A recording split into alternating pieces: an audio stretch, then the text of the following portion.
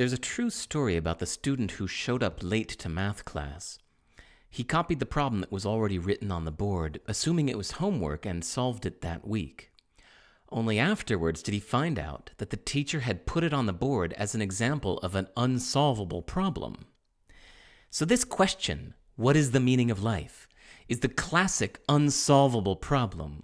For thousands of years, people have been trying to figure it out. It's the punchline cliché of unanswerable questions.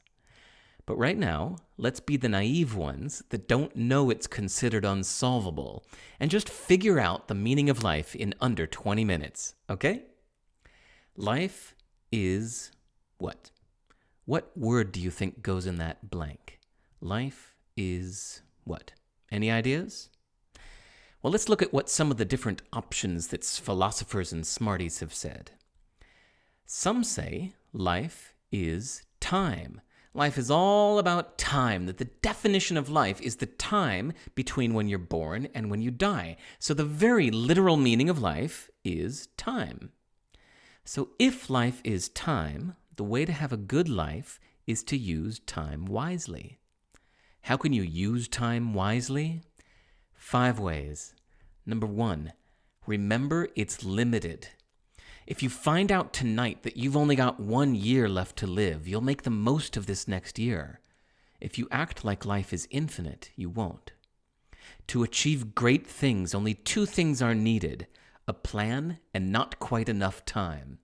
So give yourself tight deadlines. Remember you could die at any time. Don't delay. How can you use time wisely?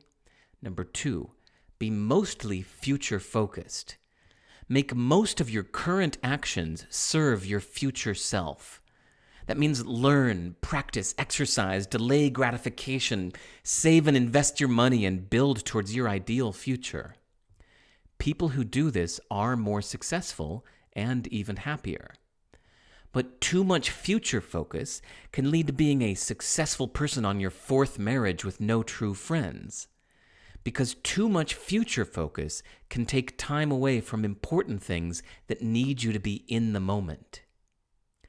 How can you use time wisely? Number 3, be somewhat present-focused. So sometimes pull your head out of the future and give your full attention to the present. Relationships, communication, and sex require this. But too much present focus is hedonism, where you're only living for immediate gratification with as much excitement and novelty as possible. And too much present focus leads to an empty bank account with no impulse control. And too much present focus robs you of the deeper happiness of delayed gratification, achieving long-term goals, and developing valuable expertise. How can you use time wisely? Number 4, be somewhat past-focused. To remember your past is to live twice. So keep your life in the context of the past to see how far you've come. Put aside time to reinterpret your past events as a powerful reminder that you can reinterpret your present and your future too. How can you use time wisely? Number 5, get in the zone. You know the feeling of flow where you're totally lost in your work. It's not too easy and not too hard, and the work itself has clear goals and is its own reward.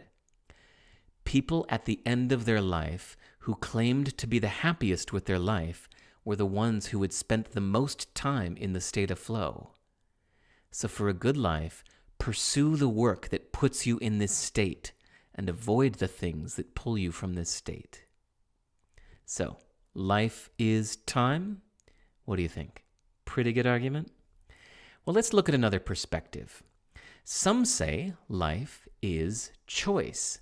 Life is all about choice. You make 100 little choices a day and 100 big choices in your life. And these choices change your entire life. That your life is created by your choices. Therefore, life is choice. So if life is choice, the way to have a good life is to make good choices. How can you make good choices? 4 ways. Number 1, let instinct trump logic. The different parts of your brain started developing at different periods in evolution. The oldest part of your brain, the one that's been evolving since we were fish, deals with instincts, fears, and gut feelings.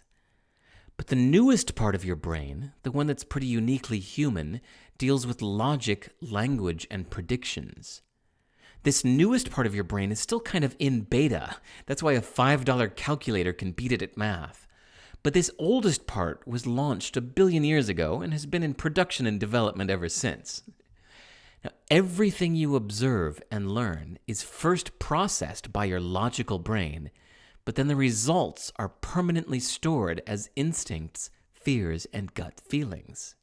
So your instincts and emotions hold the culmination of everything you've ever observed and learned. So you'll make better choices if you listen to your instincts instead of relying too much on your logical brain. How can you make good choices? Number 2, stop at good enough. You now have more options than ever. You try to choose the best option, the best career, the best school, the best boyfriend, girlfriend, partner, spouse. But thinking this way makes you feel worse about the choices you've made, because you're more aware than ever of all the options you didn't choose and the benefits of each. So don't seek the absolute best. Stop when you find an option that is good enough. You'll make an equally good choice, but more importantly, you'll feel much better about it. And happiness counts. How can you make good choices? Number 3, set limits. Every choice you have to make causes a little bit of pain. So having choice in life is good, but that doesn't mean that having more choice is always better. You're actually happier when you let other people make some choices for you.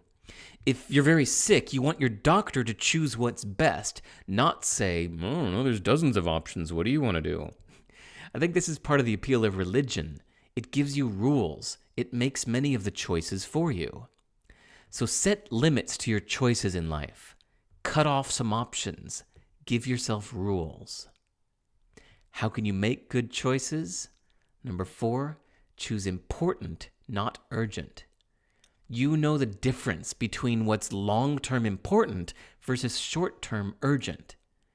What's urgent are the emails and texts and tweets and calls and reading the news. But what's important is spending 1,000 hours to learn some new skill that will really help you in your life or work. And what's important is giving your full undistracted attention to the important people in your life. And what's important is taking the time to get exercise or collect and share what you've learned. But none of these things will ever be urgent. So you have to ignore the tempting cries of the urgent and deliberately choose what you know is long-term important. So, life is choice? What do you think? Pretty good argument? Let's try another. What about life is memory? Some say life is memory, that the future doesn't exist. It's just something we imagine, and the present is gone in a millisecond, so everything we experience in life is a memory. That you could live a long life, but without a lot of memories, you only experienced a short life. If you don't remember your life, it's like it never happened, so life is memory. So if life is memory, the way to have a good life is to make more memories. How can you make memories? Change routines, break monotony, move, make a major change whenever you can. These are your chronological landmarks. These are the hooks where you'll hang your memories. Then document it, blog it, not in some company's walled garden, but in a format that you can archive and look through in 50 years, or your grandkids could look through in 100 years. Keep a private blog for your future self, and tell all these tales of where you've been, what you did, and the quirky people you've met along the way. You'll be surprised how much you forget if you don't record it. Socrates said the unexamined life is not worth living. But what about the forgotten life? So life is memory? What do you think? Want to do one more? What about life is learning? Both my smart friends and my spiritual friends insist that the meaning of life is learning, that the reason you're here is to learn, not just for your own sake, but for everyone alive and future generations. The meaning of your life is to learn. So if life is learning, the way to have a good life is to learn a lot. How can you learn a lot? Well, instead of talking about learning techniques, let's just talk about getting the right mindset so you can learn more than you realize. You've probably heard about the fixed mindset and the growth mindset. The fixed mindset says, I am good at this, or I am bad at this. This starts in childhood when your parents say, you're so good at math. Then you think, I'm good at math. But then if you do poorly on one test, you think, oh, they were wrong, I'm just not good at math. See, most people think this way. You can hear it when they say, oh, she's just a natural singer, or I'm just no good at dancing. But the growth mindset says that anyone can be good at anything. Skill comes only from practice. Now, 2 impossibly hard tests were given to hundreds of children. After the first test, all of the students were praised, but half of the students were privately told these 6 words. You must be good at this. And the other half were privately told these 6 words. You must have worked really hard. Then, when they were given the second test, the students who were told, you must be good at this, did 20% worse on the second test. So those 6 words encouraged a fixed mindset that made them feel there was no point in trying. You either are or you aren't. But the students who were told, you must have worked really hard, did 30% better on the second test. So those 6 words encouraged a growth mindset that made them feel that working harder made all the difference. So this is a 50% difference in performance because of 6 quick words by one teacher. Now you multiply that by all the people in your life and all the days you hear feedback and all the things you tell yourself, and you can see how this simple difference in mindset can make or break a life of learning. So parents, pay attention to this. You may be harming your kids when you tell them they're good at things. And successful people, pay attention to this. You may be harming yourself if you believe the praise that people give you. Because people tell you you're great at what you do, never just that you must have worked hard. So, life is learning? What do you think? Something else? Should we look at the Buddhist idea that life is suffering? That's no fun. What about life is love? Too ambiguous. What about life is nothing but replicating DNA? Too accurate. So let's change the subject. A few years ago, I started learning Chinese. I'm fascinated with the writing. I'm trying to memorize how to write these characters. Now, Chinese characters look complicated, but they're mostly made up of smaller, simpler characters. Kind of the way that English words are made up of Latin roots and such. So you can remember the meaning of each character by knowing the meaning of its ingredients. For example, the character for language is made up of the characters for words, 5, and mouth. So I imagine that language is words that at least 5 mouths speak. It's brilliant. I love it. The character for thank you is made up of the characters for words, body, and inch. So this one's not so obvious. So I'm kind of imagining that maybe in Chinese culture it's considered that when you say thanks, you are speaking words that give a body an inch of respectful space, maybe? I don't know. I'm going to have to look that one up. I like this one, kind of romantic. The character for name is made up of the characters for evening and mouth. So I imagine that your real name is what's spoken by a mouth in the evening. It's kind of romantic, right? I get so curious about the historical and the cultural meaning behind each one of these. But let's change the subject. Talking Heads were this great band from the late 70s to mid-80s. Their lyrics were really evocative and mysterious. They made you wonder what they were really about. But then I read an interview with the Talking Heads where they said that most of their lyrics were just random. That they would write evocative phrases onto little pieces of paper, then throw them into a bowl and shuffle them up. And then they would pull them out and put them into the song in that order. And they did this because they liked how the listener creates meaning that was never intended. So we just assume that if someone writes a song and then gets up on stage to sing it into a microphone, that it must have meaning to them, right? But nope, it was just random. Any meaning you think it contains was put there by you, the listener, not the writer. Kind of like a Rorschach test. Back to Chinese.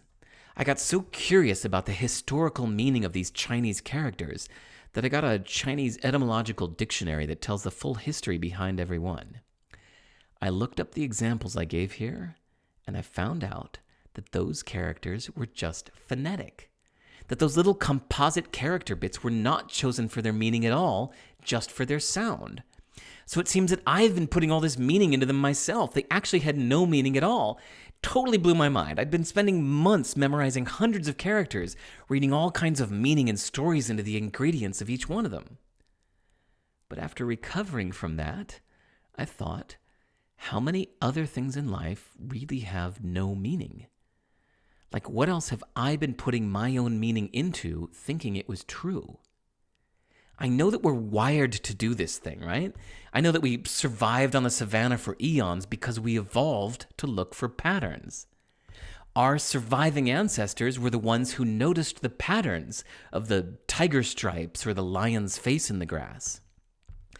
A moth is so deeply wired to fly towards the light that it may never accept that your light bulb is not the moon.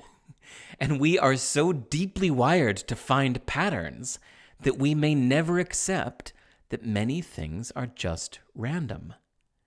I think we should have the same sympathy for our faulty wiring as we do for the moth. It's like evolution taught us to do this thing, but didn't teach us to stop. Throw together any random dots in a line and we'll find a face in it. Or burn some toast and we'll find Elvis in there somewhere.